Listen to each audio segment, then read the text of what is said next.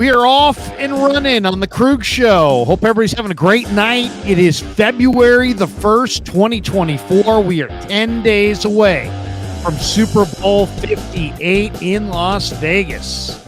And the 49ers will get revenge on the Kansas City Chiefs, if I have anything to say about it.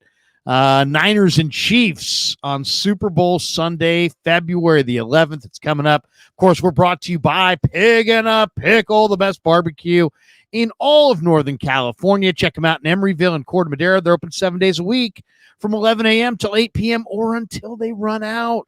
Pig and a Pickle. Go get the brisket chili. Say hi to Damon. Say hi to Mary. Tell them that Larry Kreuger sent you. And, of course, we're also brought to you by MarinAutoglass.com. Marin Autoglass, give them a call, 415-883-3030, as well as Underdog Fantasy. Check that link in the description. Use the promo code Krug, K-R-U-E-G, and they will match you up to your first $100. Well, Thursday night, normally I go with Vish and Jesse on this Thursday night, but tonight we're going to go with Raj from RSF 49ers.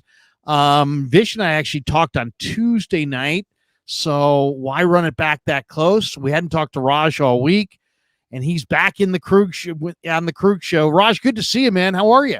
I'm good. You know what? I'm third string, but guess what? Brock Purdy was once third string, and now I'm starting, baby. Let's go. We ready. Dude, you are third string to nobody, man. You are owning the IG. You're owning YouTube. Yeah, what do you got on IG? What do you got on YouTube right now? Oh, dude. I mean, I think everybody's eating right now. Everybody wants Niner content. Let's see. Instagram. What are we? Where are you at? Let me see. I'm on 335K, probably 336 tomorrow. Wow. Again, a lot of sponsors, got a lot of people reaching out. It's a great time. I just want to say I appreciate everybody that's ever supported me, and thank you. You've always given me opportunities too. So yeah, it's been great, man. What are you sitting in front of right now, Raj? What is that your normal spot there? What is that right there? I mean, I know it's the Niner logo, but yeah. Where is it? I've never noticed it. It has kind of I thought it was just like a flat deal, but it looks like it has a profile. Yeah, so I had it in my old place, but when I moved, I still not like 100% like have everything out that I want. I even just bought a new TV and stuff, but it's just like it's a yeah, but it pops out. It's from Hexart. Yeah, it looks good. It's nice. So I put it up. I was like, I gotta put it. And what you're always repping some good gear. What do you got today? You got a Greenlaw jersey going? Greenlaw t-shirt? Yeah, Greenlaw shirt from Lolita. Dude, I want that. Where'd you get that? From Lolita Customs. Lolita Customs. It's on Instagram. Lolita Customs. And then we gotta have the Brock Purdy pin, baby. Look at that. Cam Newton's best buddy. Yeah, right. Let's start right there. Because Cam Newton just can't shut the fuck up about Brock Purdy. And it's amazing. It's like, Cam, you don't want any of this smoke. All right? You can't handle this smoke. You don't want this comparison, Cam. You need to put a sock in it.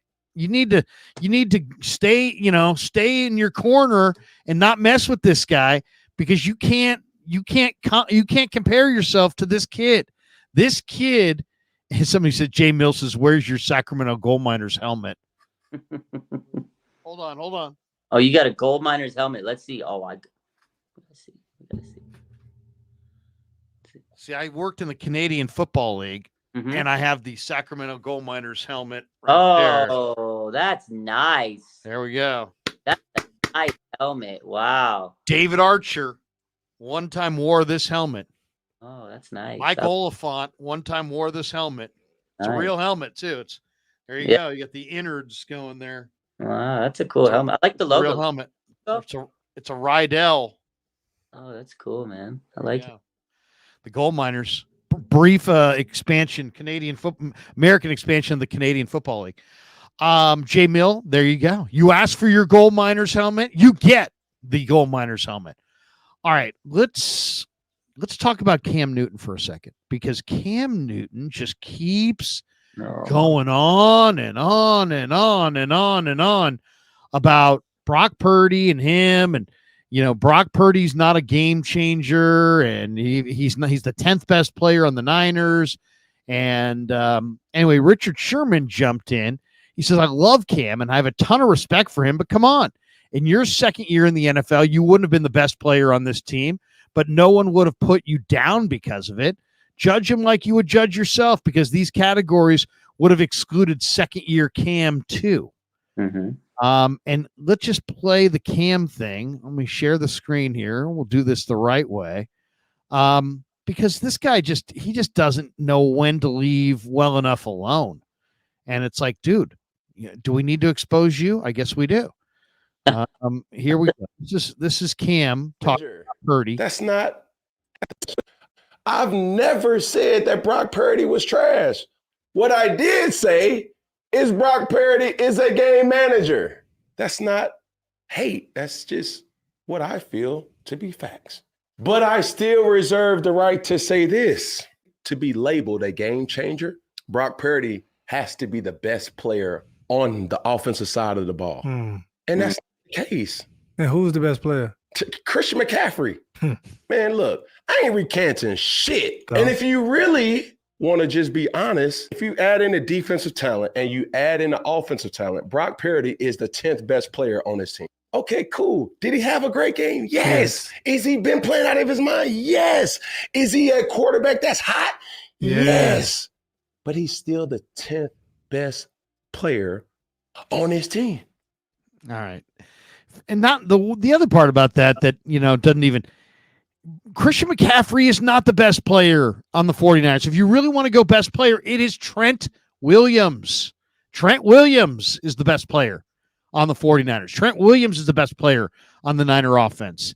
Christian McCaffrey, if you asked him, would tell you that Trent Williams is the best player. So he's not even right about that. I mean, he's just wrong on so many levels. But then Twitter gets to work, right?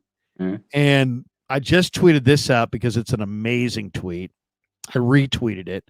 My 14-year-old's like, Dad, you got to check this one out. It's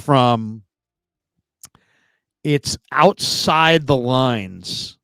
And it's out CYD the lines. Okay, so it's Outside the Lines. And this is Cam Newton with the game on the line, and then Brock Purdy with the game on the line. And we got to show these two little clips because this is unbelievable. This says it all about both of these guys. All right, so here we go. We'll show this again. Now, this is Cam.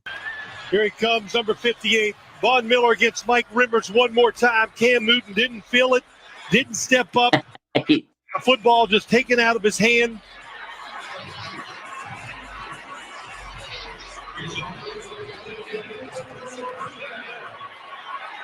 Cam Newton decides not to dive in there. And he backed away from it. He jumped away instead of jumping into the pile. Yep. I guess he made a decision. It wasn't worth to go in there and get it. Should have dove in. Had a chance. Okay. So there you go. That's Cam's moment at Levi's, by the way, against the Broncos. That was Super Bowl 50. All right. So that's the Cam Newton portion of that. Okay, let's see. We'll close that. Now we'll open Brock Purdy and his deal. And this is Brock Purdy in the same kind of a moment. 15. Look at the difference. Look at him dive in there. Fumble, looks like against maybe East Carolina or somebody. He jumps headfirst right into the pile, and he's got to get it. So there you go. Oh! One guy made a business decision, and the other guy said, I need that football. I got to have that football. Get me that football. There you go. Oh, wait a second. What happened? Did I lose you, Raj? For a second. I was, yeah, we're good.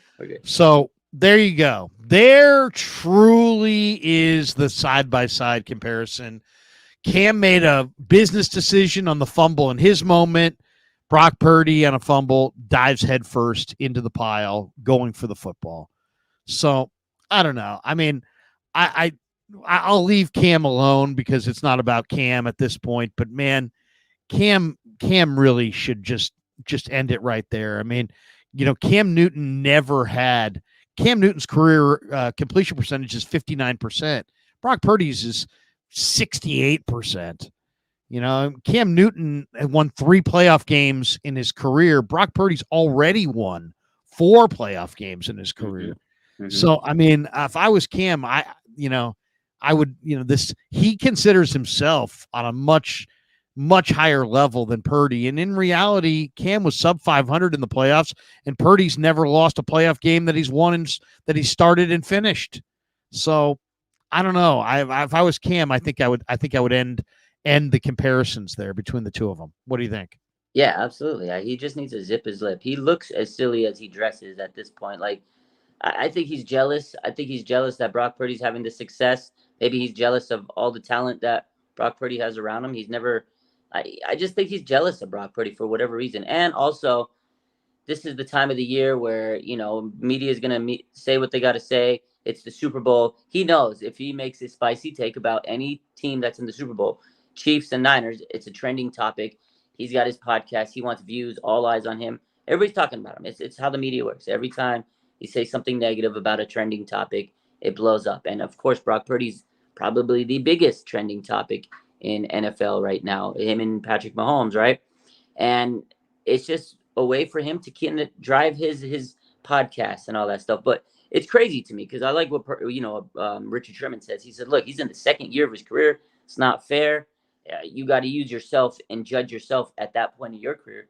I loved what he said, but it's just ridiculous that he's saying that. And for him to say, he's the 10th best player, he can't be a game manager. Like, who's he to dictate that? Is he the president of opinions, of sports opinions? Is he the guy that tells us how we're supposed to look at a player and say, oh, he's not a game manager because he's number 10 on the team? Like, who's he to determine that? At the end of the day, Brock Purdy put the team on his back, right? He's the one that made those game-changing plays. A game changer doesn't mean you have to be the best player on your offense. He was a game changer on Sunday, was he not?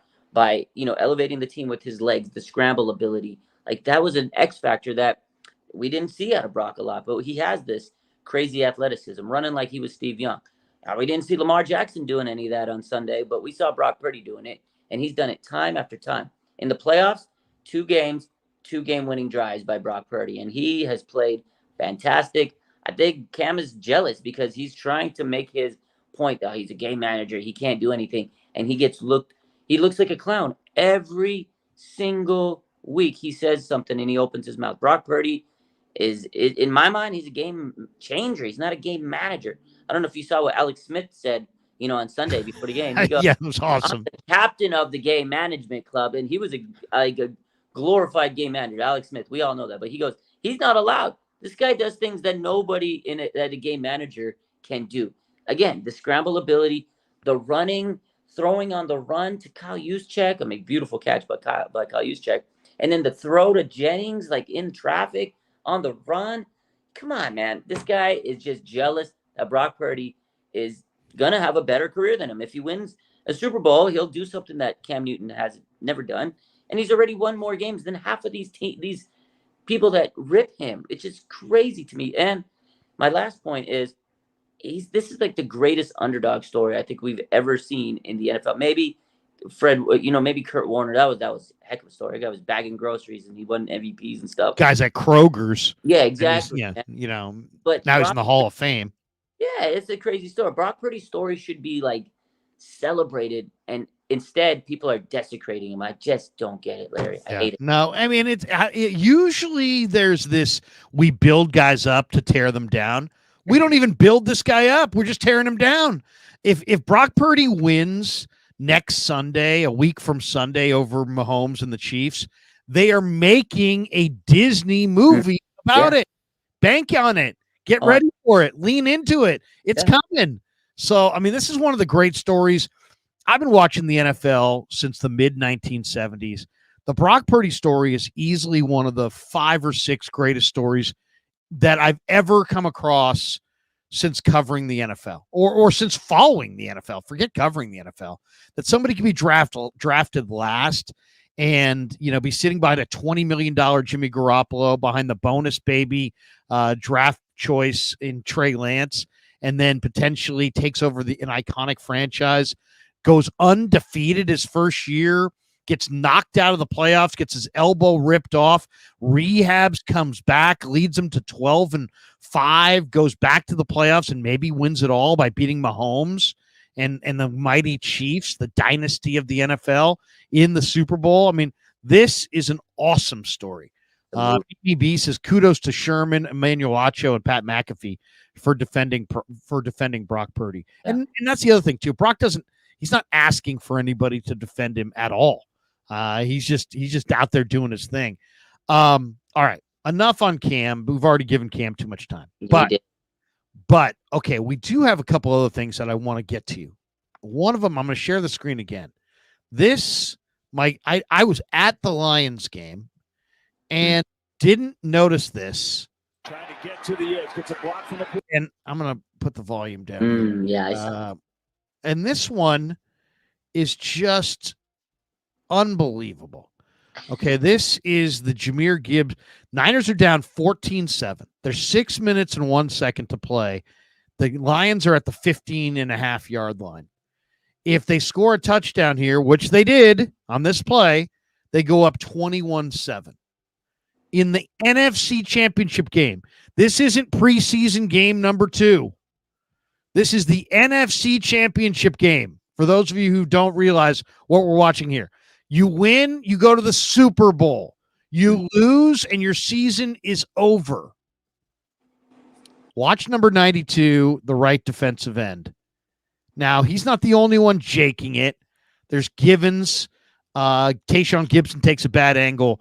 But to me, the effort here from Chase Young sickens me. Watch this. Mm-hmm. Gibbs running, get 92 in a jog. Never gets a hand on him. Just jogs over there. Touchdown, 21-7. 92 wants to get pursued. He's pulling up. Somebody else is going to make the tackle. Was he waving to him there? Was he trying to give him a high five there? I mean, I'm not exactly sure what Chase was doing here, but the effort's awful. Absolutely awful. The worst effort I think I've ever seen in a game of that magnitude. All right, so fast forward to today. I have to ask Kyle Shanahan about this, and so I did. Here we go. Halfback toss to Gibbs. What did you Wait, think? your team? We'll put this at the beginning. Here's me asking Shanahan about that play. Kyle, your team plays really hard, I think, in all 3 phases of the game through your tenure here. When you watch that film against Detroit and you watch that second quarter halfback toss to Gibbs, what did you think of the pursuit effort of your defensive lineman on that play? And is that in line with your culture here? No, not at all. I mean, that's kind of what I was referring to on, I think, our conference call on Monday. But it's, and I know it looked bad on the clip that you guys have and stuff, but it's, it's not our culture. We don't want to have one play like that. I think we had about 2 to 3 in that game, which is too much for us. We don't want to ever have one, but it wasn't just the D-line. There was a few backside people who weren't going, and they're expecting someone else to make the tackle. And whenever you're expecting someone else to make the tackle, bad things happen. Yeah. There you go. I tried to ask that question as diplomatically as possible because I didn't want to throw Chase under the bus in a media presser that I know everybody from Kansas City to San Francisco, from coast to coast, everybody's getting that. So I didn't want to call out Chase, and he didn't want to call out Chase, and we're not trying to start World War III with Chase Young in the middle of Super Bowl week. Yeah. But the fact of the matter that we're discussing the guy that they traded for. I mean, the Niners give up a 3rd-round draft choice to get this cat. He's a free agent at the end of the year. The wisdom of making that trade is all about, you're trying to win the Super Bowl this year. It's all about right here, right now. What's he going to do? Raj, I mean, that effort was subpar, very subpar. And Shanahan, to his credit, did not call out the individual, but he easily could have. Givens didn't look good on that play. Tayshaun didn't look good on that play. And it's not like that play defines the entire game, but that was a disturbing lack of urgency in the NFC Championship game in a point in the game where you'd think there should every guy in that defense should be like hell bent not to go down 2 touchdowns, and he's just kind of Cadillacing it over there. I hated it when I saw it. I couldn't believe it, and I had to ask about it today, and Shanahan gave us a diplomatic answer. Give me your thoughts on what we saw and Kyle's answer. Yeah, no, first and foremost, this is a good question. I saw that. We were talking about it before we went live. I love that question. That was good. Somebody had to ask it because I don't know about you, but on every live I've done, everything I've been posting this week, and when I've been live, everybody's like, Chase Young, is there a Chase? Is he? People are talking about Chase Young. It had to be said. There's rumors out there now because he hasn't played good. He's been a little inconsistent, let's be honest. One of the things that, Washington media said when he left the Commanders was he's a little lazy. I don't think he's really lived up to his draft stock. He was a high pick, top 3 pick in the draft, rookie of the year. He had the name, and he got the ACL tear. He hasn't really been Chase Young. This is a contract year. We expected him to be the second coming to Nick Bosa on the other side. Like, we wanted that. Jacksonville game, so what we got, we were like, oh, my God, we got Chase Young for a 3rd-round pick. Where, I'll give you this, Chase Young for a 3rd-round pick, it might sound like, oh, my God, we gave him a 3rd-round pick. 49ers get 3rd-round picks all the time because they get comp picks. So, in a way, it was a rental. They're only paying $800K, so you get what you get. I don't think they'll bring him back if he's going to continue to play inconsistent, which he has. But he's got 4 quarters. He's got 3 hours left to right all those wrongs, and it won't matter. If he can help this team win a Super Bowl, great. That's why they brought him in. But I agree, his effort was poor. And for a guy that's name is Chase, I need to see a little bit more Chase out of the big fella. He played a little bit better in the second half. I think the whole defense was not playing good in the first half because it's not just him. They've been missing tackles. Fred Warner, a lot of guys have missed tackles. They need to clean that up. They need to make sure that their pursuit's better. But Chase Young specifically, if you're trying to get paid, big fella, yeah, you got to kind of step up because that was I remember watching the game, and I was at the game, and we were sitting there live, and me and my guy we were watching with, every time they ran those plays with Gibbs and everything, Monty, he just couldn't set the edge. But that's never been his game. Chase Young, has a problem setting the edge. And I think the biggest loss going into this playoff was Clelin Ferrell because he was pretty good at setting the edge, actually. I really liked that out of him. And that's where Chase struggles. And these teams know. They know, hey, Chase isn't going to set the edge. He's not going to run hard. And they were running right towards Chase Young's side every single time they got a chance. So he's got to really step it up. I'm glad that you said that because it had to be said. He's been inconsistent, and this is the biggest game of everybody's life, and especially Chase Young's life. If you want a contract because he's playing, like you said, free agent, this is a game where you better set the edge. You can't have that effort because a game against the Chiefs in the Super Bowl, if you do that and that kind of play, it might cost you the championship. So I loved Kyle Shanahan's answer because you don't want to throw anybody under the bus. You got media week next week. They will feast on that and they will eat that up. The media was ripping for a quote. So I'm glad that he handled it the way he did. And he says, hey, we had our conference on Monday. We discussed what we had to say. I'm sure he talked about it in-house. I really like that because you don't want to ruffle anybody's feathers. You got a game to win next week. Want to make sure everybody's cool. And then what he said was, yeah, there was not just him. It was a lot of other players. He didn't mention players, but he says a lot of people missed assignments. And like you said, Kevin Givens, he didn't look great on that play too. So it's not one guy, but Chase Young has, if you've been watching the games and you study the tape, he's stuck out a lot. They ought to find the Apollo Creed line from Rocky 3. There is no tomorrow. There is no tomorrow. Yeah. Okay, so, a lot of people question Chase Young's character coming from Washington. And at the time, I thought they were talking about off-field stuff. And I said, I kind of pushed back and said, there is no character issue. But it's not the off-field character. It might be the on-field character that people are talking about. Fred Warner was asked today about the game last week and about the run defense. And the Niners' run defense, for those who don't know, in the postseason, the Niners are giving up 5.6 yards per carry. That is it's unbelievable they're even still alive at 5.6 a carry. But when Fred Warner was asked about it, he said,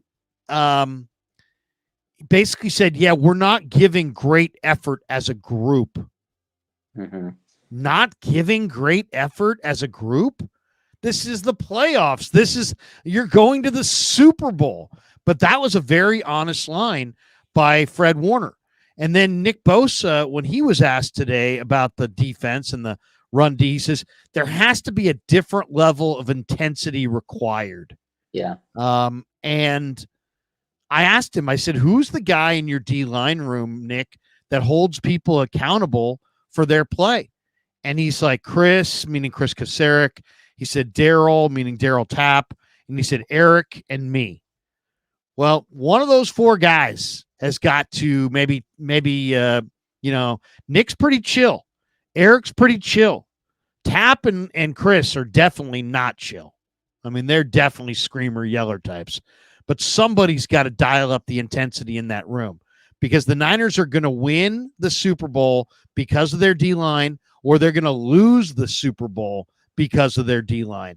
Their D-line is the tip of the sphere, tip of their spear, I should say, and this is it right here. You got one game left. Either the D-line's going to do it or the D-line's not. Now, we've already brought up Givens. We've already brought up Chase.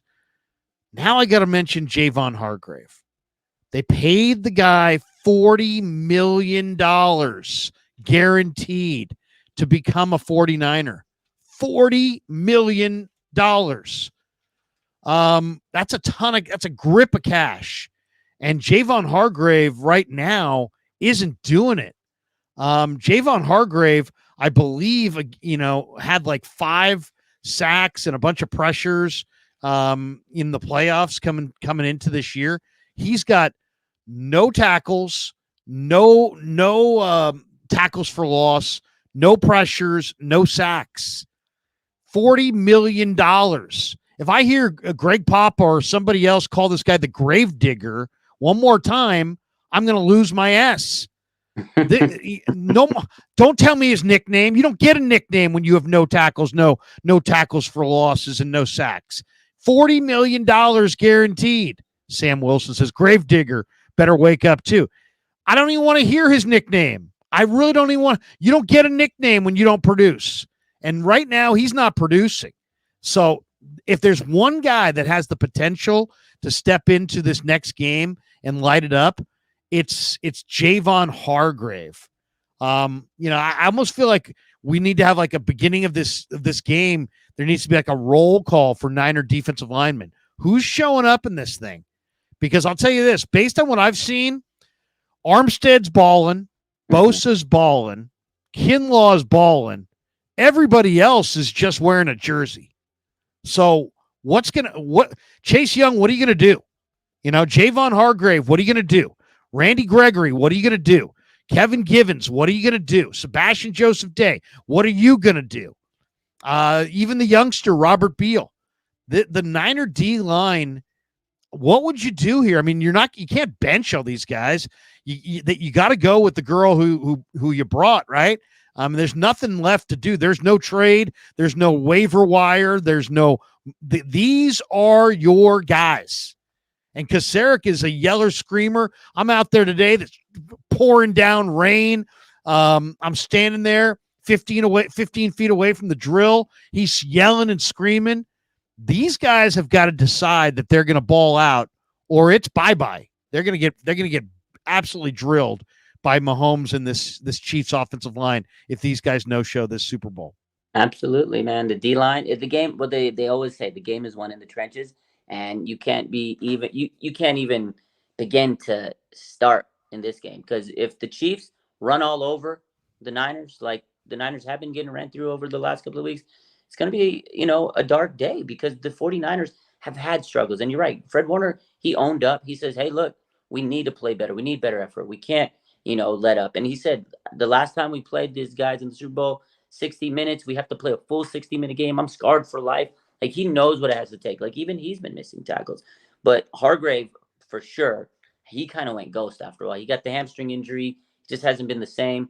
Chase Young, I feel like he just never had that championship caliber when he was in Washington. Their standard's different. He comes to the Niners, it's a higher standard. And now I think he's like, I got to push myself. But at the same time, he's used to being in Washington, where he probably could have taken plays off because they didn't have that champion standard. But right now, Super Bowl, this defensive line has to carry this team, because guess what?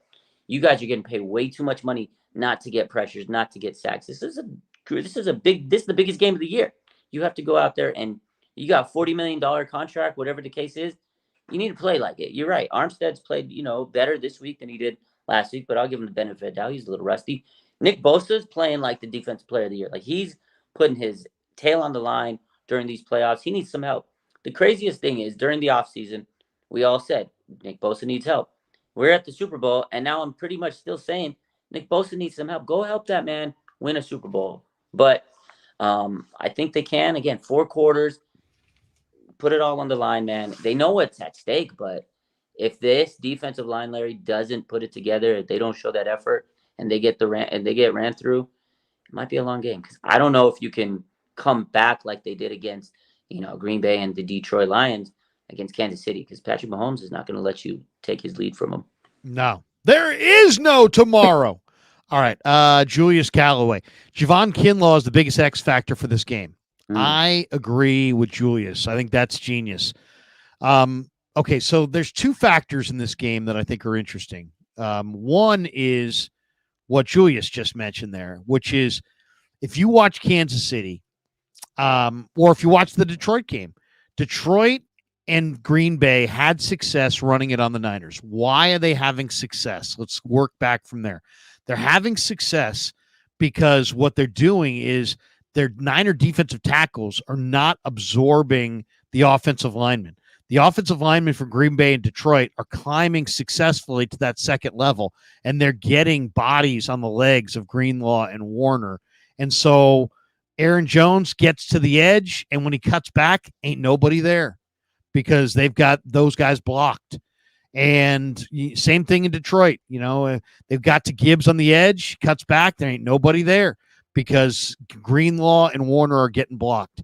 The Niners have to play Kinlaw a lot of snaps inside, maybe put Armstead at defensive end, because Kinlaw is the one defensive tackle that they have that can absorb Creed Humphrey or Thuney or Allegretti, those interior guys for the Chiefs that are so good, and keep bodies off the legs of Greenlaw and Warner and let those guys run and hit.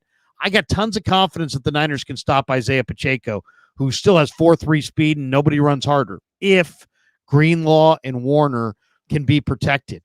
Kinlaw, I really believe, Raj, is the best chance the Niners have for protecting Kinlaw or protecting Greenlaw and Warner. So that's the one key. The other key I think is major is I think Bosa is going to dominate the tackles in this game because they lead. Juwan Taylor leads the NFL with 20 penalties.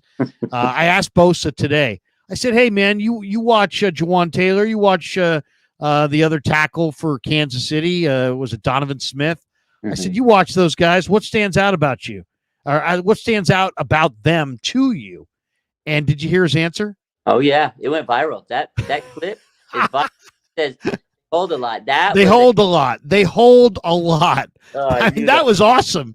Right there when he said that, I was just like, yes. Now the Niners need to put that thing out in the ether because it's the same damn reffing crew that didn't call these holds last time around 4 years ago. And if it happens again, that's going to be major advantage Chiefs. The only way those 2 tackles can handle Nick Bosa off the edge is if they hold him.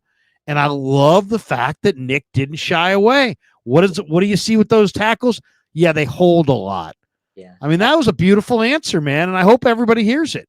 Oh, they did. Let me tell you, when I was listening to it and I heard that, I was like, this is about to go viral. I knew it, and I posted it. The post got like tons of engagement. I posted the picture of him getting held in the Super Bowl with the quote, and then Ari Myrov from My Sports Update, he posted the video clip, and I mean, it's everywhere. And then if you saw the Jed York, you were there. You were asking Jed York all the questions.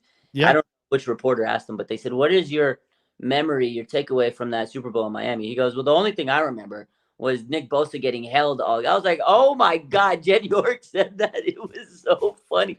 Like, I think the Niners are making this a effort to say, "Hey, look, refs, there's holding. Nick Bosa, make sure you're looking at him in the game because it's on their radar." I think the Niners are smart in making sure they're making this a big topic because this has to be at the forefront. If Nick Bosa is getting held and checked, because the picture, a picture's worth 1,000 words. You've seen it where Nick Bosa's trying to get to Mahomes, and the guy's just like holding Bosa. And then you got the owner, Jed York, saying the one thing he remembers of that Super Bowl is Nick Bosa getting held. I couldn't believe it. That was a great question. That was a bar of an answer. I'm hyped up. I loved it. Today was a great day. Today was a great day for sound bites. It was an unbelievable day. So we got a chance to talk to Fred Warner, got a chance to talk to Nick Bosa, got a chance to talk to Kyle Shanahan. Tomorrow it's Wilkes, Purdy, I think Kittle, maybe Ayuk, Chris Forster. So we'll get more tomorrow. But Debo, you got any Debo tomorrow? I want to hear Debo tomorrow. I don't know. Maybe Debo. Debo would be great. Debo would be great. All right, let's talk about Jed York for a minute. I thought the most interesting part of the Jed York conversation was when he was asked about Brock Purdy he was actually about Kyle. He was asked about Kyle. And it's funny too, because, Mayoko basically tried to, it was weird. I mean, first of all, Shanahan has been to 4 of the last 5 NFC championship games. And it was almost as if the Cobra, Matt Mayoko, was almost trying to lead Jed to saying he was on the hot seat. Yeah. If he didn't win the Super Bowl. And I'm looking over at Matt like, are you freaking kidding me? That was a crazy question. I know. I caught that too, Larry. I was like, when I was listening, I said, did he just say he's on the hot seat? I was like, what? The hot seat? I mean, what? 2020 the hot seat, Larry. Nobody was in the stadiums. That year was a throwaway year. Come on, everybody got Nick Bosa tore his ACL. I was like, what? The hot seat? I could not believe. He's like, well, if he wins, he's going to be on top of the football world. But if he loses, and then Jed's like, hey, I love Kyle. I think he's a phenomenal coach. I think Kyle's record more than speaks for itself. And it's like, okay, that's the right answer. And but I could not believe that question. I could not believe that. I mean, I could imagine that it would be asked by somebody, but I just was shocked that Mayoko, who's so positive, he's so overwhelmingly positive, that he would actually suggest that maybe it's a logical thing to consider firing Kyle Shanahan if they don't beat the Chiefs on February the 11th. What? 3 out of the last 4 years, NFC Championship.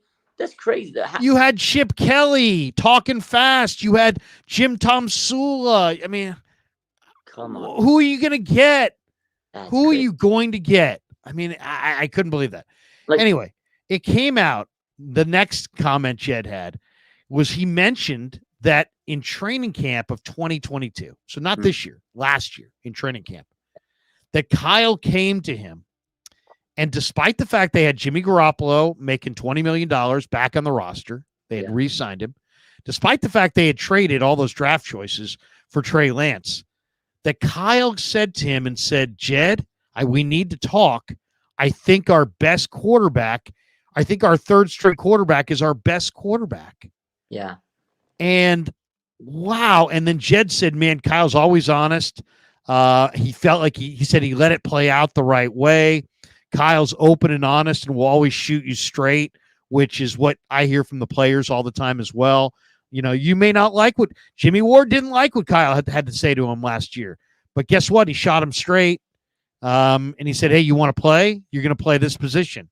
You're going to play nickel.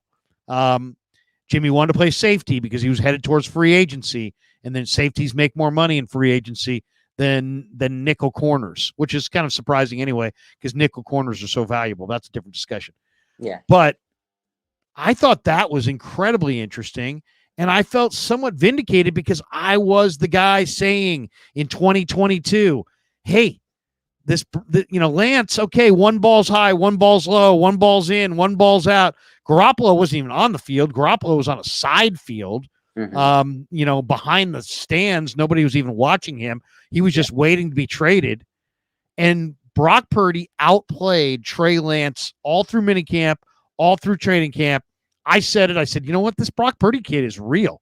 I went on the radio, Bonte and Shasky on 95.7 scoffing at me. People ripping me on Twitter. I said the next year in March, this is the next March after that, I said, you know what? Niners are going to commit to Brock, and they're going to move off of Trey Lance. I took heat for 6 months. You're racist. You're this. You're that. How can you say that they're not trading Trey? You have no idea what you're talking about.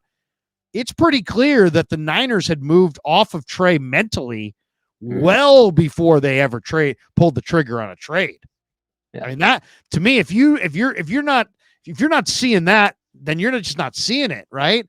I mean, what Jed told us today pretty much told us that in Kyle's mind, Purdy was better than Garoppolo and better than Lance in the 2022 training camp. I know. 2 years ago.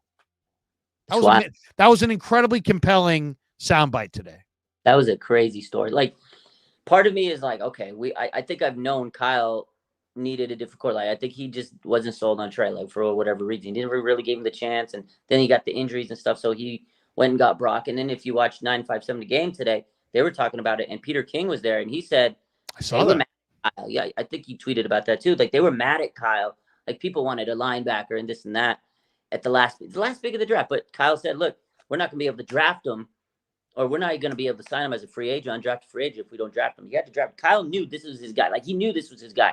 And it's, like you said, vindicated when in training camp he's selling him, this is my best quarterback. But I like you said, Jed said he let it play out. It was organic. They did put in a lot of stock for Trey. They're going to let it ride out. And if he play great, play great. And Kyle said this. All of the stuff that Kyle said came to fruition, but nobody wanted to believe him. You know, he told it like it is. He basically said, look, you know, when Brock came out and he played great, he goes, this is our quarterback, but if he's not healthy, you know, we're going to give these other guys a chance. And it's, to me, that of course, it was a crazy revelation, but to me, it just tells you how great this team has been and how much they've built this roster. Like John Lynch, front office, Kyle Shanahan, like, to have a quarterback that you spent 3 first-round picks and he didn't pan out the way you wanted to. And now they're in the Super Bowl. They have a quarterback that's better. So you got him in the late rounds, right? In the seventh round. You know how many teams in this league, Larry, if they were to bust out on their quarterback, first-round quarterback, you know how many years it takes them to recover from that? The 49ers are in the Super Bowl. The fact that they took this quarterback, it failed, and then they went and got Brock because Kyle was like, I got to have him. And he knew, this is the guy I've been searching for. I think it's safe to say that he knew that Jimmy wasn't the guy, and that sadly, despite the investment, that Trey wasn't the guy. And he found his guy. You know how many years he's been searching for the guy? And we talk about Andy Reid, the quarterback or the coach for the Chiefs. How many years did he fail until he found his quarterback, Mahomes? Now, Kyle, he might be in this same parallel universe. If they win a Super Bowl, then it's the Andy Reid situation. He finally found his guy. Took him years, and he finally found his guy. And you can tell how much he loves Brock. After that game in Detroit, he went up and he hugged Brock. Like, that was the huge embrace. This team loves Brock. Kyle loves Brock. Found his guy. You know what? He failed along the way. Now he found his guy, and he's not going to look back. And I love the story. It was amazing, and I love that Jed York was honest with us and told that. That was a crazy nugget when I heard. I was like, wow. Here's Peter King. Shanahan. Here's Peter King with Dibbs and Willard on 95.7 The Game, an afternoon drive today. 2 of my favorite guys, and Pete King. Kyle Shanahan, in that period of time, 20, 25, 30 minutes when they were trying to decide what they were going to do, he said in that room, I love this quarterback. This is the guy I want to take. And so all of a sudden, a chorus of other coaches come up and say, oh, man, we need this linebacker. We need this receiver. This guy is going to help us. We got 2 quarterbacks already. You just traded 3 ones last year to pick Trey Lance. Who cares about a quarterback and if we lose him? It doesn't matter. But Kyle Shanahan, you know, and the management of this team made a decision that I'm telling you ticked off some people in that room when they took Brock Purdy, because nobody who has any idea about a quarterback from Iowa State. However, Kyle Shanahan knew one thing, and it was the most important thing, and it was the reason why he ended up taking Brock Purdy with the 262nd and final pick in the draft. And he knew that Brock Purdy was not going to sign with the 49ers in free agency. He knew it. So he said, if we want this guy, if I love him so much, we got to pick him. So they picked him. And obviously they lost out on a couple of guys who might have made their team, because every year there's one or two or three guys who is an undrafted rookie who comes in on all teams in the NFL and makes the team. But I think probably the coaches who are arguing against that are pretty happy this evening that Kyle Shanahan got his back up and said, "Hey, we're taking Brock Purdy." What do you make of that, by the way? Do you think that's just Peter reading the tea leaves, or is that a real? Is that a sourced report? I'm not questioning the reporting skills of Peter King, one of the most veteran reporters in the league, but he never, the way he kind of went through that, it almost is like he's reading the tea leaves. I mean, is there really any player out there that they would have rather have had? And show me an NFL coach that says, I want this guy with our final pick in the 7th round, and really gets a significant pushback from anybody. If you're a head coach of an NFL team and you have conviction about who you're going to pick with pick number 262, you get what you want. I mean, you get what you want. And there's not a person, no scout, I don't care what position coach you coach. I don't care what the complexion of your roster looks like. If the head coach wants player X at the end of the 7th round, he gets player X at the end of the 7th round. So I don't know. What did you make? I know the way he stated it there, but it's almost like he's kind of like putting, it almost sounds like he's not sourced, like he's just kind of reading the room. Yeah, reading the room and kind of going through it and kind of, I mean, I don't know. He was embedded with the Niners in a previous draft, but I don't think it was that draft. So it wasn't like he was in their war room, but he very easily could have said, Kyle told me this, Lynch told me this, somebody told me this, and he stopped short of saying that. Yeah. It was an odd report from Peter King, but I thought it was interesting to listen to today.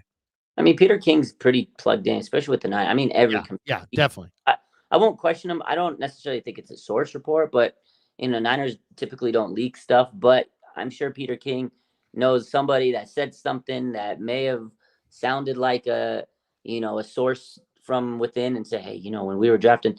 But I think it's more of reading the room kind of deal, reading the tea leaves, like you said. But at the end of the day, like, it's the last pick in the draft. I don't know if a lot of people put in a lot of stock in that, but it does sound like, because I've heard the Brock Purdy story, like he's told it too many times, where he said, look, I was on the phone. He tricked his dad, his parents. I don't know if you heard the story. Like, he told the story where, I can't remember where I saw the interview, but he says, hey, look, I got a call from them. They said, we're picking you at the last draft. So he knew, but he didn't tell his family. And they were like, hey, what was that call? He goes, it's just another free agent call. But he knew he was going to get drafted at the last pick. So when the pick came in, you've seen the video where everybody's like, oh my God, the family's like going berserk. Oh my God, he got drafted. Oh my God. So like, he wanted that moment for his family. He didn't want to tell them and ruin the surprise. So it was amazing. So I think there is some weight to it, some merit to him to say, like, they're going to call him like, hey, we want to draft you, because yeah, you know what? A quarterback at that late in the draft, if you think you could get him undrafted, you're going to go get him undrafted. But Brock, what he said was Brock wasn't going to sign with them. So I think there is some merit to it. Now, again, do I know if it's sourced or not? It's up in the air. So yeah, we're all kind of guessing. Maybe he's putting pieces together of a puzzle, but it's a hell of a story. And it makes the Brock Purdy story even bit. Like, the Brock Purdy story, there's so many levels. I saw something today about, like, CJ Beathard. They drafted him, and then he gets to the Jaguars. And then, because of his pick, they get this certain draft pick, and it ended up being the 262 pick. It's just, there's so many weird little things happen to link the 49ers to Brock Purdy. And at the end of the day, this is their guy, man. And he's the franchise quarterback. And again, going back to where, all these other people are discrediting him, they should just love this damn story, Larry. This story is incredible, man. It's like you said, a movie. You've seen the movie Rudy. They're going to make the movie Purdy instead of Rudy. I already see it. They better cast me and you in this. Yeah, exactly. Are you surprised that the 49ers are going up against a team that probably has a better defense and has Patrick Mahomes and is the defending champion, and yet the 49ers are the favorite by whatever you want to call it, 2 points, 1.5, 1. I've seen it all over the place. Are you surprised that the Niners are favored? I was talking to Damon Bruce the other day about this, and he's like, "I'll take the Chiefs and the points." And I totally understood where he was coming from, because he's like, "Hey, if you take the Chiefs, you're getting the better defense and Mahomes and Andy Reid, who's got multiple rings, against Shanahan, who doesn't have rings, Purdy, who's never played in the Super Bowl before and was a 7th-round pick, and the Niner defense, which we already outlined their issues up front, and their teams are running at will on them in these playoffs. Why do you think the Niners are the team that's favored to win this game?" I got a couple of reasons. I mean, obviously that's Vegas. They're going to try to tote the line like that to make you question. So Vegas knows how to run the line. I'm not going to question that. But the other reason, I know, if you ever that's I agree with you. Anytime I see a line, and I wonder, like, I'll give you the example, the Jacksonville game. Jacksonville had won 5 in a row. They hadn't trailed in any of those games. The Niners had lost 3 in a row. They hadn't led in any of those games. They're coming off the bye week, and yet the Niners were favored in Jacksonville. And I'm talking to a buddy of mine. He's like, "How many times have you looked at a Vegas spread and you made you wonder, do you go against it or do you go for it?" And I said, "You know what? That's a hell of a point." And I bet the Niners against Jacksonville that day, because I'm like, Vegas knows something. All the reasonable handicapping in this game says Jacksonville's going to be tough to beat. And there were a lot of people. That guy on Kyle Brandt on Good Morning Football on the NFL Network was like, the wrong team's favored. Yeah. But the Niners destroyed Jacksonville that day. So when Vegas knows something, do you just lean with Vegas? I mean, sometimes you do, but that's, again, not always, because then that's how they get you, because you're questioning every day. I used to live in Vegas. It's if betting was easy, we'd all be millionaires, because it was right. Let me just go throw a parlay real quick, win 20K. It's not easy, Larry. You never know what's going to happen. But at the end of the day, I think there are some factors. The 49ers were a great team. The offense was amazing. You look at that roster top to bottom, 7 all pros, 9 Pro Bowlers, all this talent, great team, great talent, unbelievable, right? And you also got to realize that, hey, yeah, they might be, playing the Chiefs, but the Chiefs really weren't like the most dominating team this year. And the 49ers dominated some really good teams, or teams that we thought were good at the time. Cowboys, they crushed them. They crushed the Jaguars, like you said. They crushed the Eagles. So they can win big if they need to. And they've played that bully ball. Chiefs do have a really good defense. This is probably the best defense I've seen the Chiefs have under the Patrick Mahomes, Andy Reid era. This is a great defense. No doubt about it. But I do think that their offense has sputtered this year. Like, a lot of people didn't expect the Chiefs to even make it to the Super Bowl. Everybody was picking the Bills, the Ravens, and all these teams. Not me. I wasn't doubting Patrick Mahomes. I said it was going to be 49ers Chiefs. I don't pick against Patrick Mahomes in the AFC. None of those quarterbacks can beat him. But their receivers, other than Rashee Rice, who's kind of stepped up lately, they're really not game changers, So I think that's a factor. Also, you got to realize 49ers are playing in Vegas. Okay. Vegas is basically the backyard of the 49ers, right? So I feel like more fans should be there from the 49ers, although, you can't say that because it's a national game, neutral site. Fans from Kansas City can flock if they want to come. But I feel like this is a little bit closer to San Francisco, Santa Clara, whatever. So there should be a little bit more home mentality in Vegas for the 49ers. But again, it's a neutral site, Super Bowl. But I don't know. I also think that the 49ers just have a lot of players.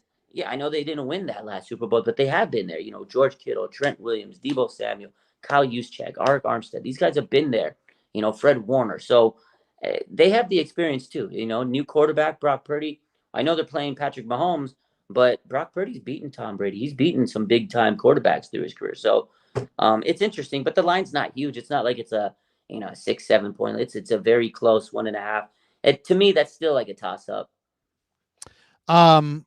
I'll say this: if it's point differential, the Niners were plus 193 The Chiefs were plus 77. So maybe the Niners are the better team. Yeah, I think so. I mean, I haven't thought about that. Kittle's got a toe injury. You think it's a turf toe? How serious do you think it is? He didn't practice today, but man, the Super Bowl is not until a week from Sunday. You think that toe is a major thing or no? I hope it's not. If it's turf toe, that's tough. But guess what? That would be tough. It's the Super Bowl. George Kittle ain't missing the Super Bowl. He's gonna play regardless. But I think this week it's nice that they have the week off. I think they're gonna let him rest, and he plays tough, man. And maybe he got that toe injury from driving Aiden Hutchinson into the ground. He pancaked the crap out of him. I loved it. But I think Kittle will be okay next week. I think part of it might just be a little precautionary, because he plays so tough, so frenetic. But we'll see next week's practice. I think that's going to be more telling. If he's limited, if he's not practicing, then we might know if it's kind of a big turf toe issue. I'm sure he's, I think Kyle this week's probably just saying, hey, look, take it easy, lay low, rehab, get your treatment, and be ready for next week. So I don't know, man. It's tough. Kittle's a gamer, man, but they need him as strong as he can be. But if it is turf toe, Larry, that's one of those pesky little injuries. No doubt. One last one, and then we'll have one last topic and bolt for the door after we hit our supers. I'm a big fan of Amy Trask. I like Amy Trask. I didn't like what she said about Brock Purdy, right? She faced a ton of backlash. Niner fans came for her because she went on What the Football podcast and she assessed the quarterbacks that were left in the playoffs. And she's like 4 games, 8 quarterbacks, 7 terrific quarterbacks, and Brock Purdy. And obviously she believed that Purdy was the weakest of the 8 remaining quarterbacks. And then she clarified, she says, it's not that I don't like him. It's not that I dislike him. He does things very well. He's surrounded by a tremendous, tremendous supporting cast, both on offense and defense. He's a good quarterback. I don't put him in the category of the other 7, which included Baker Mayfield and Jared Goff, by the way. So now here we are a few weeks later, and Purdy's won a couple playoff games. And now he's on the verge of winning the Super Bowl in Vegas on February the 11th. And she has apologized for her comments, not for the opinion itself, but for how it was shared. And she said, I've been thinking quite a bit about my comment about Brock Purdy, irrespective of the substance of that which I shared. I shared my thoughts flippantly and rudely, and I apologize. This is her on social media. Yeah. And she went on to say, the best advice I've ever received is to thine own self be true. And I was not true to myself when I spoke flippantly and rudely, and I'm sorry that I did. Some will still be angry at me for the thoughts I shared. I'm apologizing not for them, but to be true to myself. What do you think? What do you think? I mean, it wasn't like she backed off her opinion, really, but she basically said that she was being flippant and rude, and she's trying to kind of a little bit of a walk back of her comments. And what do you think? Is that what do you think of those comments originally? What do you think of her pseudo kind of apology or walk back there? I mean, those comments were ridiculous, and she needed to apologize. I'm glad she did. I respect that she did, because she was rude. She was pretty nasty. Like the way she said it, like the tone of her voice, it just was off-putting. I was just like, oh my God, that was disgusting. The way, I've had time to check, and I don't think it was just rude. And again, social media, the way media works nowadays, and sports media in general, man, people say stuff because they're going to get their voice out there and heard. And sometimes the more, crazy your soundbite is, it's going to go all over the place and you get your exposure. So I think she probably got a lot of backlash and didn't like how it felt to have all that, negativity, because people were coming at her neck. People were tweeting her, cussing her out. I mean, she was a meme, and then people kept the receipts on her the week afterward. I'm sure she didn't like that. She was running around when she was, CEO and with the Raiders. She was doing it during a time you didn't have all this sports media. So it was a different time. Now people can at your name, at Amy Trask, and say you're a fucking beep. Right. Probably didn't like that. So yeah, she's gonna walk her comments back. But you know what, man? If you're gonna stand on business, stand on business. But I do respect that she apologized, but it's weak to me. You can't walk your comments back because I still think in the back of her mind, she probably still thinks that. But hey, more power to her. I'm glad she walked her comments back and apologized, because guess what? Social media, I think she found out, is a nasty place. And if you're going to be nasty to someone, fans are going to be nasty right back at you. So yeah, thank you for the apology. And you know what? The 49ers play the Super Bowl in Las Vegas, the Raiders. She's tied to the Raiders. There's going to be a lot of people that are coming after her after this game if the 49ers win. So I think she realized, ooh, this is going to be good timing if I can apologize. So that was my thought on it. I'm glad she did it. And I was I was disgusted when she said those initial comments. Yeah. Okay, let's hit the supers and we'll bolt for the door. We got this one, words of wisdom. Larry, thoughts on Robert Beal Jr.'s back-to-back Georgia titles. So wait, he won 2 titles at Georgia, right? Mm-hmm. And wait, did they go back-to-back? And then He lost. and then they lost. They lost it. They didn't make it to the final. Yeah, they weren't even in the playoff this year. Though they were the best team, I thought they would, and they would have been favored. But basically, what he's saying is he won the last 2 years at Georgia, and if the Niners win Sunday, he will have won 3 titles in a row. Oh, okay, yeah, that's true. Okay, championship. Would you like to see Robert Beal play more in this game? Because I would. I'd like to see Robert Beal play. Now I understand he's raw. Yeah, he's a rookie. But I'll take a raw rookie with 4.4 speed. Who's going to play all out over Chase Young and Randy Gregory based on what I've seen from them. I absolutely would play Robert Beal a lot. He'll be hungry. Hey, at the end of the day, just throw him, make him run towards Patrick Mahomes. I just need to see effort from all of these guys. If he wants to play, if Kyle wants him to play, let him suit up. I want everybody and anybody out there because we need to get to Patrick Mahomes. That's it, bottom line. No doubt. Keith Murphy, the unbeaten. A month ago, it was, are we going to extend Chase or Ayuk? That looks asinine now. Now, not only is it the NFC Championship, but you're in a contract year. Oh, I know. I mean, there's no way. There's no way that you're bringing Chase Young back for any kind of big-time money.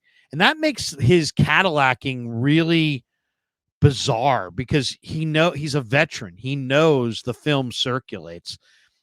Every coach in the league sees these films. So you're costing yourself millions of dollars. Yeah. I don't know. I'd put him out there on Super Bowl Sunday, but I'd watch him closely. And if he looks great, then, I mean, you got to play him because you only have so many guys. Yeah, you got no doubt. I would consider playing Beal a few more snaps if Chase is giving you the kind of effort next week that he gave you last week. So short leash, put him on a short leash. Yeah. I mean, I wouldn't, the one thing about Beal's fast. Beal's really fast. And if you want to run down Mahomes, having that speed off the edge might be the way to do it. Eric Hernandez says, Larry, are you and Damon having Friday wake up tomorrow? Yes, we are. Tune in 8 a.m. tomorrow morning. I'll also be on tomorrow at 10:45 with Chase Sr. and at noon tomorrow with the great Al Sacco. We're going 3 live stream Friday before 1 o'clock. Man. Get up early with Krug tomorrow. We're going after it. We're gonna go get it. All right. Keith Murphy says, how much does Charles Menahue's loss hurt Kansas City? We haven't mentioned that. We really haven't mentioned a Menahue's loss on the Niners, but I think losing a Menahue and Ebukam was incredibly costly for the 49ers. And I saw it at the time. They brought in Hargrave. They kissed off those guys. I'll throw it to you right now. If you could undo that, now Menahue's done for the year. But if you could undo that, do you think the Niners this year would have been better off with Hargrave or with a Menahue and Samson Ebukam and maybe some third body up front? That's tough because Hargrave was good for a big stretch. I think until he got hurt, he kind of fell off a little bit. But I mean, honestly, Menahue and Ebukam, they were good because they were good run stuffers. Like they were good at setting the edge. Yeah, great at it. And they were really good. And that's what Menahue, he's a big loss. He was having a career year. That's the thing. The 49ers get these cast off defensive linemen, people that you never really heard of, or people that are kind of, busts in the sense of the name. And then Chris Kusurk tunes them up. that gets the most out of them, they go sign somewhere. Arden Key, they've done it with many guys. This year, I really like Clelin Ferrell. Honestly, I was surprised that he played as good as he did because he didn't really live up to his draft stock in the Raiders. But it was the Raiders. It was a bad team. They couldn't develop. He came over here and he really showcased himself just like Arden Key. I think that was a big loss. I think I still would have loved to get Hargrave, but I think the problem was, okay, they got Clelin Ferrell. The other guy, Austin Bryant, they brought in just wasn't enough. I don't think that was. And Drake didn't evolve. It didn't evolve. They were putting a lot of pressure on Drake. And I said it this offseason later. I said they're putting a lot of stock on Drake. And, that's a lot of snaps they lost between Ebicam and Jordan Willis and Omenihu. I said it. I said, I don't know if Drake can hold up all those snaps from those three guys because he barely even played a full year last year, but he didn't. And Kyle told him, hit the weight room. So in my mind, I was like, how's Drake going to play all those guys' snaps and absorb all that? And then they brought in Clelin. I was like, okay, that's nice. But the other guy, Austin Bryant, he never really played. So I think that was their mistake. They should have brought in a different third guy, maybe a fourth guy. But I think because they brought in Hargrave, they put in so many chips on him. They might have been better if they would have just got like 3 or 4 of those mid-tier guys instead of one superstar, because injuries happen. You need depth. Now look at us. Drake's out. Clelin Ferrell's out. You're kind of hanging on for dear life. They had to get Gregory. They had to get Chase Young because you need depth. Robert Beal was dealing with injuries all year. Omenihu was a huge loss. He's going to be a big loss for the Chiefs. Again, both of those guys, Omenihu and Clelin Ferrell, were so good at setting the edge. And when I talked to Ferrell in the locker room after the knee injury, I was shocked. I was shocked that they put him on the IR. He got surgery 2 weeks ago. I was blown away because they said, Kyle Shanahan said, he'll be back in a couple weeks. He said a couple weeks. Right. He got surgery on that Instagram story. I was like, what? Done for the year. And the one thing about Clelin Ferrell, the guy's motor ran fast and ran, he had a motor. So, I mean, he was good against the run. He was the hustler. He doesn't have awesome speed off the edge to run the loop, but you know what? The guy's motor goes full speed, and he would have helped. He absolutely would have helped. Leopoldo Reza says Brock is fantastic, but defense wins championships. The D-line better keep our backers clean. That is the key to getting the W. Keep up the good work, Larry. Thank you, Leopoldo. I think you're absolutely right.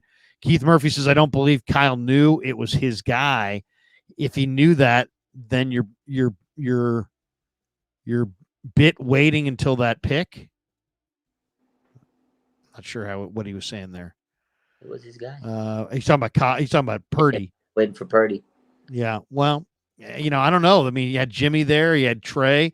If he had just promoted Purdy out of training camp in 2022, my God. God, could you imagine? Could you imagine the people would have had a field day with him? Yeah. Keith Murphy says Vegas had us as a favorite at Philly. Hopefully same result. Yeah, that was another one. It's like a lot of people were saying the wrong team was favored in that game. Niners went to Philly and slapped them. Sam Wilson says, Larry, where will you be staying in Vegas? We're staying, I think, at the Strata. Yeah, you told me that. I think we're staying at the Strata. So look for me. I'll be all over the strip all week long there. Is Media Day Monday? Starts Monday. Media Day is Monday. I won't be there for Media Day. I'll be there Tuesday through the weekend. Okay. So what about yourself? When are you going? I'm probably gonna be there by Wednesday or Thursday. But so Media Day's Monday. What are they doing Tuesday? What are they doing? Tuesday, Wednesday, Thursday, the Niners will practice at wherever they'll have their own media availability wherever they're at. I think they're 15 miles off the strip somewhere. They're way out. UNLV, that's my alma mater, baby. You went to Vegas? I went to you and G Rad.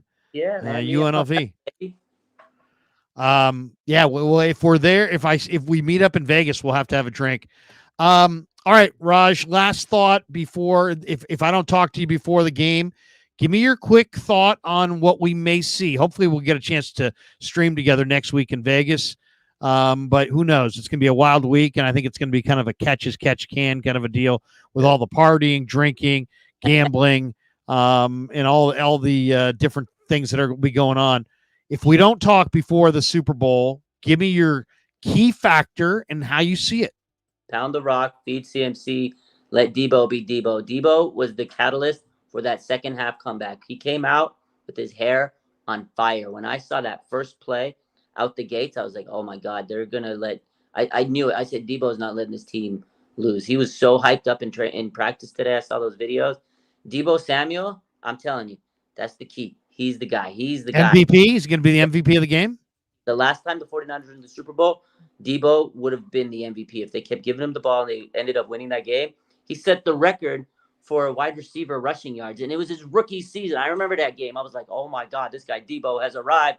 He was running right, running left, jet sweep, reverse, and it was crazy. They couldn't stop this guy. Debo Samuel, Larry, mark my words, MVP, Debo Samuel. Book it. Wow. Okay, I'm going to go 49ers win the game, and I think it's going to be, it won't be a shootout, but it's not going to be super low scoring either. I'm going to say what's it going to be? I'll say 28-24 49ers. Okay. And the MVP goes to Nick Bosa. Woo! Nicholas John Bosa. Okay. I think Bosa gets 4 sacks and a fumble recovery. 2 penalties called on Jawan Taylor. Yeah. 4 sacks, a fumble recovery, and multiple penalties against Jawan Taylor, and they give it to Bosa as the MVP of the Super Bowl, and the Niners win 28-24. That'd be phenomenal. Whatever happens, I hope that's what happens. Larry, keep firing those questions, man. Those questions today were fantastic. I want to hear some more beautiful questions tomorrow. They were good. When Nick Bosa said they hold a lot, I was like, oh my God. And I played the audio back. I was like, was that Larry that asked that question? Nick, what did you see on film from Taylor and Smith? They hold a lot. I mean, just amazing answer from Nick Bosa. So Raj, great stuff, man. Have a great night. Thanks to you. When do you go live again? When and where can people check you out next? Yeah, every day, Instagram. We go live in the evenings when I get back from work. Tomorrow we'll be live, 7 p.m. Pacific. We'll be live talking about, everything that's happened this week. And then next week, it's going to be crazy. So I'm not sure my schedule, but it will definitely be live. And, I'm always hopping on Instagram. So appreciate you, Larry.